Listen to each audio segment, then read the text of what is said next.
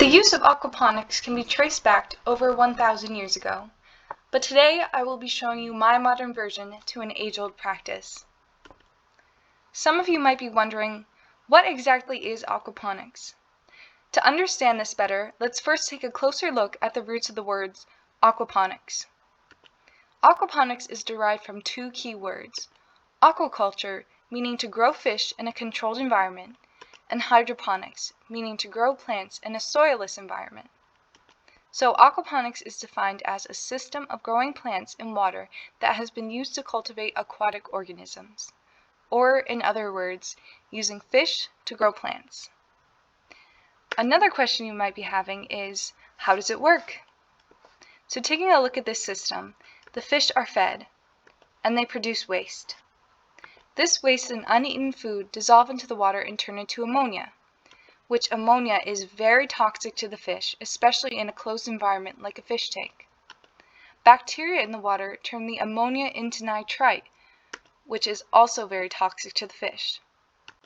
The water from the tank is pumped into the grow bed that is harboring the plants. The plants are able to turn the nitrite into nitrate, which is okay for the fish. The fish waste is also good nutrients for the plants to help them grow. The water is redistributed back into the tank with a lot of the toxic waste removed, and this is a continuous cycle. So why aquaponics? 66% of American households have at least one plant, and plants help improve productivity by 15%. Houseplant demand increased 18% during the pandemic, and fish can help reduce anxiety by 12%. And fish require less daily maintenance than other pets. Aquaponics utilizes a symbiotic relationship of plants and fish to help each other thrive. However, aquaponics is able to thrive because of the delicate balance of its ecosystem. Cycling new tanks is one of the most crucial steps in fish keeping. Cycling a new tank introduces beneficial bacteria into the water so that the toxic levels of pollutants don't build up. These beneficial bacteria will help the tank regulate the nitrogen cycle, which is the conversion of ammonia to nitrite to nitrate. Being sure the pH, nitrite, nitrate, and water hardness is in balance is also essential to maintaining a tank. It is important that the chemical processes in the tank are maintained so that the tank does not crash and kill its inhabitants. Filter media and maintenance will also play a key role in the balance of an aquaponics system. There are several different ways people can filter the water in this system. Some choose to utilize just the plants to maintain balance. Others choose to use things like expanded clay to house the colonies of bacteria so that the tank's bacteria stays established. Controlled temperatures will keep the fish and plants at the temperatures they need to thrive. Many of the fish sold in pet stores are tropical and will need controlled temperatures.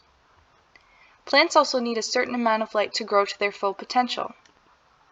Proper maintenance of this closed ecosystem is highly important to keep the fish and plants healthy so that the toxic ammonia does not build up over time. Aquaponics systems generally do not require as many water changes and cleanings as normal fish tanks, because the plants act as a natural water cleaner. However, solid waste and algae will still build up and will need to be removed. The amount of space in a tank is also important to the function of this ecosystem. Many fish tanks are overstocked because many people new to fish keeping don't realize how big their small fish that they bought at the pet store can grow. Proper tank size requirements will help keep the fish healthy and give them plenty of space to grow. So, I had to figure out how to design the right aquaponics kit. I started off by looking at the aquaponics sets that are available on the market right now, and I picked the 4 that best represented the market to evaluate based on if it's a suitable habitat, its aesthetics, and its sustainability. I first looked at the Aquasprouts Garden. It is a smaller tank, so that means it'll be harder to maintain in the long run, and the grow bed is directly above the tank, which will make it harder to do water changes, and that can lead people to being discouraged to do proper cleanings. It's one of the nicer tanks that I saw in the market. However, some of the internal mechanics could only be placed in the middle of the tank, which people generally want to be hidden. This system uses a timer as its primary way of sustaining the water levels and is considered a higher tech tank, which means there are more things that will have to be considered when setting up and maintaining this tank. Next, I looked at the Harmony Aquaponics system. This is a larger aquaponics system that provides more room for the fish to grow. And larger tanks can be easier to take care of because if you make a little mistake, it generally won't cause too much of a concern. The grow bed of this system looks very nice and is very modern. However, the tank used to house the fish is basically just a stock tank, and you really can't appreciate the fish's beauty from it. This would overall be a very sustainable tank. However, it might be harder to do cleanings because the tank is underneath the grow bed and it would be too heavy to move and get into all the nooks and crannies when cleaning. Next, I looked at the Go Green Aquaponics system. This is an even larger tank, so it is very suitable for the fish and can be cleaned easily. But this tank is probably not one that you would want to display in your living room. It's more for functionality than it is for aesthetics. However, it is a low-tech tank, making it very sustainable. Then I looked at the Boutique Betta Kit. There are many of these small tanks advertised for bettas based on the misconception that they live in puddles. This simply is not true. Betta fish need at least a 5-gallon tank, and this one is less than 1 gallon. It overall is not a bad-looking aquaponics system, it's just very, very small. And it will not be able to be sustained in the long run because the ammonia levels could build up to dangerous amounts very quickly if not cleaned every day. Looking at all of this data side by side, we can see that there is clearly a gap in the market for an aquaponics system that is suitable, aesthetic, and sustainable. Next, I made some user personas based on what people were looking for in an aquaponics system. First is Amara Alessi. She is a college student who is looking to upgrade her Betta's tank. She needs an aquaponics system that does not take up a lot of her space because she lives in a small apartment off campus and she wants to be able to display her plants in a nice manner. Next is Danielle Carter. She's an interior designer who is looking to get a modern aquaponics system that she can teach her sons about the natural processes of aquaponics without it being too complicated. She is a lover of plants, so she needs a new way to be able to show them off. Next is Aaron Zhao. He is a fish implant enthusiast who really wants an aquaponics system that will highlight the beauty of his prized fish implants. He wants his aquaponics system to be really more of a display piece with a modern flair.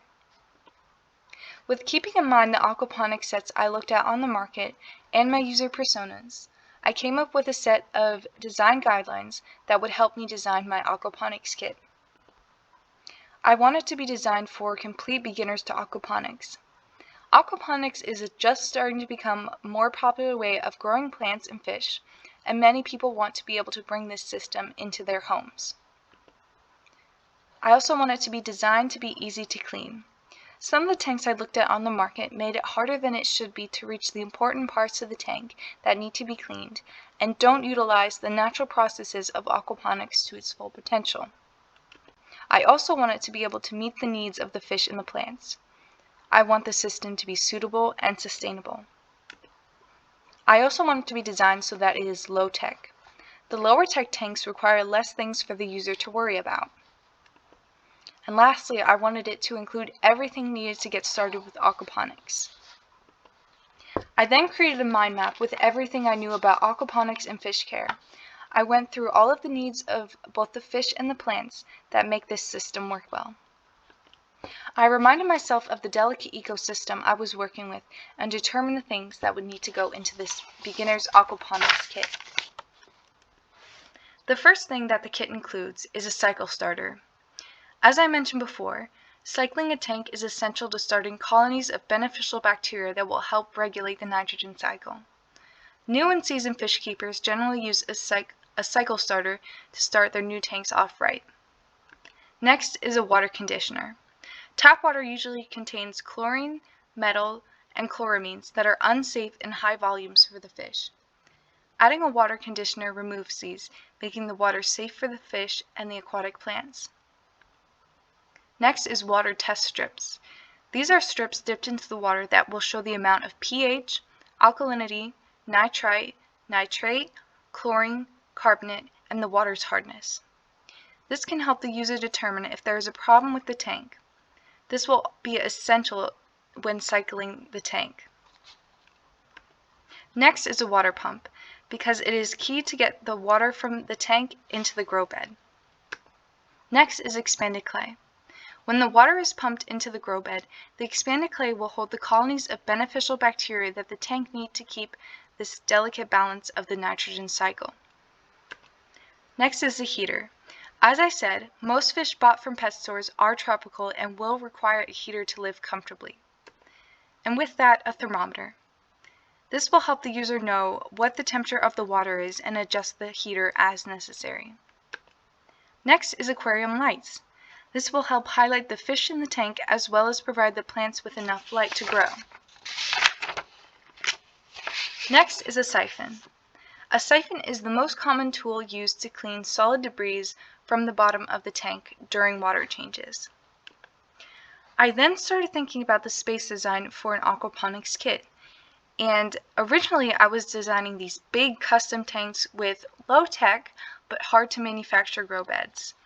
I realized that my original designs would also end up costing the user thousands of dollars for this custom aquaponics set, and it would be very hard to manufacture and ship, which didn't seem very effective for a beginner to aquaponics. Then I realized many people already have standard sized tanks, and I could use this to design an aquaponic add-on. So I then added a new design guideline. I wanted the aquaponic frame to be able to fit on a standard size tank. I chose to work with a 10-gallon standard, 20-gallon long, and a 40-gallon breeder tank, as these are the most popular tanks bought by beginners. I was also able to correspond them with my user personas. Now that I figured out the other things that are essential that will need to go into my kit, I had to figure out how to design the aquaponic add-on. So I got to sketching many different designs and determined the ones that would work best for a beginner. Starting off with the 10-gallon aquaponic kit, I reminded myself of what my first user persona needed in her aquaponics setup. She needed a suitable tank for her betta fish, an aquaponics system that doesn't take up too much room, and a nice way to display her plants. This is how the aquaponics frame would look like with the tank. And here is an exploded view of the different pieces that would go into the frame. You have the base support, which is to help keep the tank stable, the tank itself, which is separate from the frame.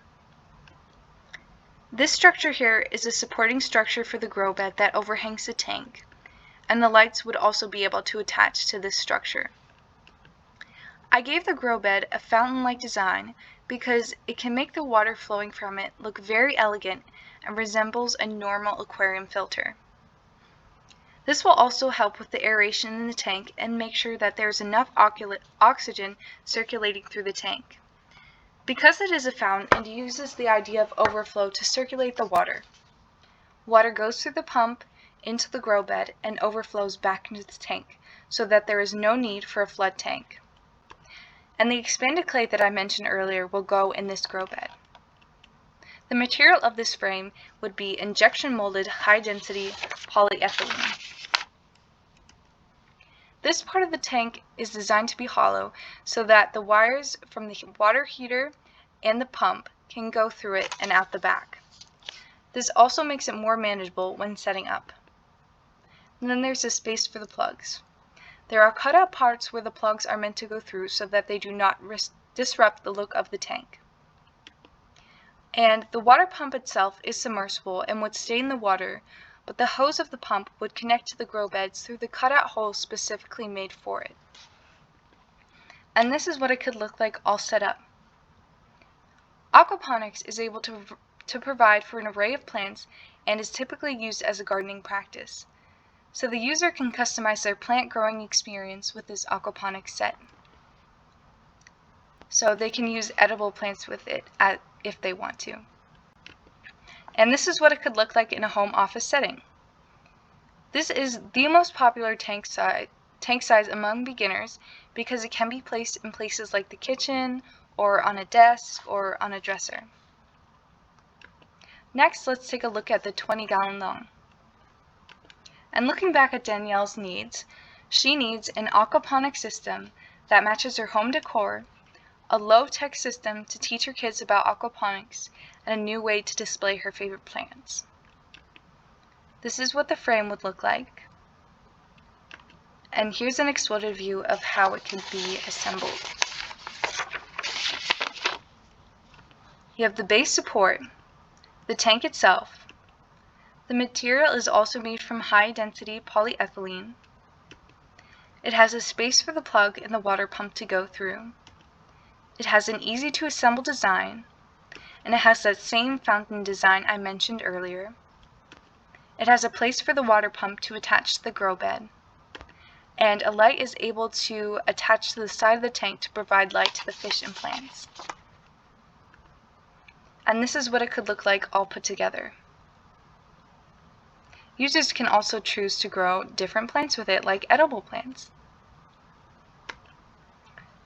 And this is what it could look like in a living room.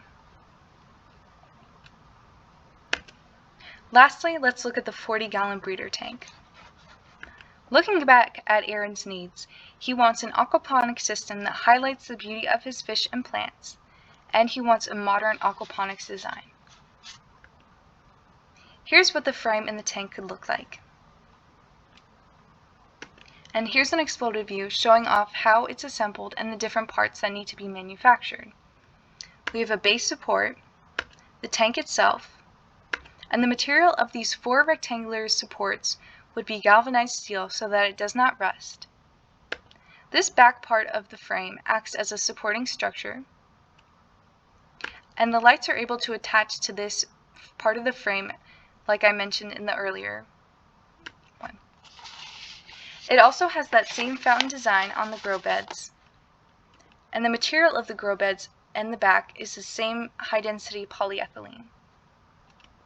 These 2 grow beds are also detachable so that they can be cleaned easier if necessary. The water pump sits in the tank, but its hose goes all the way up to the highest grow bed and attaches to that grow bed. And here's a closer view of how the 2 metal frames go together. And this is what it could look like all set up with the plants and fish. And it could also be used to grow edible plants. And here's what it could look like in a sunroom. Now, earlier in this presentation, I stated that I spent some time working on other aquaponics tanks that didn't seem to be right for this project, but could it be where aquaponics systems go in the future? This was my original concept design. It has a 50-gallon bow front tank that goes with this vertical aquaponics system. Now, vertical aquaponics system has never been done before, so I figured out a way that it could be. It used the same idea from my other designs of an overflow system, so there is no need for a flood tank, and the water overflows from one grow bed to the other. However, the grow beds are designed so that when the water from above trickles down, it won't squash the plants below. In this form, aquaponics is used more of a display piece and a furniture piece, and is probably best not suited for beginners.